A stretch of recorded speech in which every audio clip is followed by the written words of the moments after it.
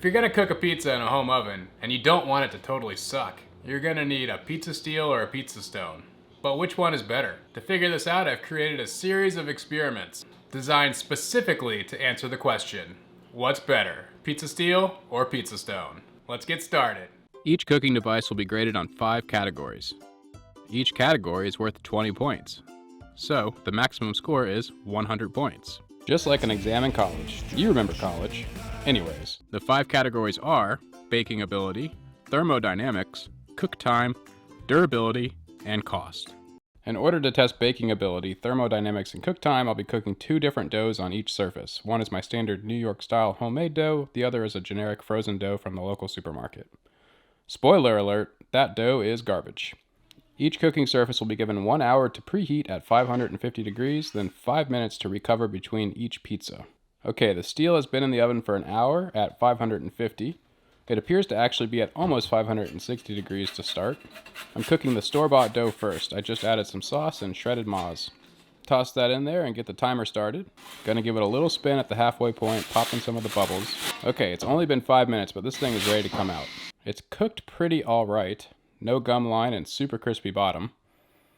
Alright, it's been 5 minutes since I took out the first pizza and the steel is already back to over 550 degrees. It's time to throw the second pizza in. This is the homemade dough. Little halfway spin. Okay, at 5 minutes 38 seconds, this one is ready to come out. The steel did drop down to about 450 degrees after the second pizza.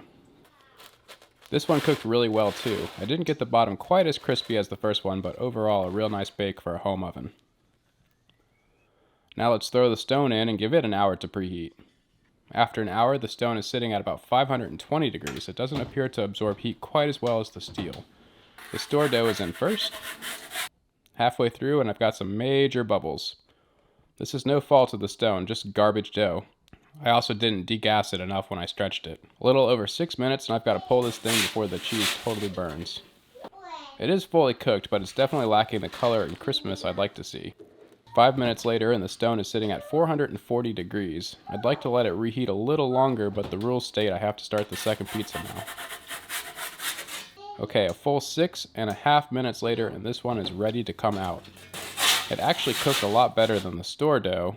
It's a little blonde still on the bottom. I didn't get the good color we got from the pizza steel.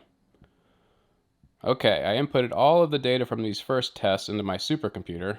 I had to quit mining crypto for a little while so I could process everything. I'll share the final results at the end of this video. That brings us to cost. On average, a 14 to 16 inch pizza stone is going to run you between $20 and $45. Pizza steels are definitely more of an investment, with the average cost of a 16 inch pizza steel being between $60 and $120, or about twice as much as the same size stone. The pizza steel in this video currently costs $60 on Amazon. There's a link for it in the description if you want one. Okay, let's talk durability. This should be pretty obvious, but the pizza steel is essentially indestructible. In reality, the pizza steel will probably be here long after I'm gone. The pizza stone, on the other hand, well, if you look at it the wrong way, it's likely to split down the center. Here's the final scores for all 5 categories.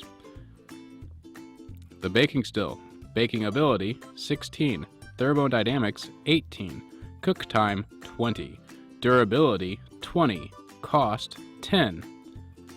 The baking stone, baking ability, 10, thermodynamics, 8, cook time, 16, durability, 8, cost, 18.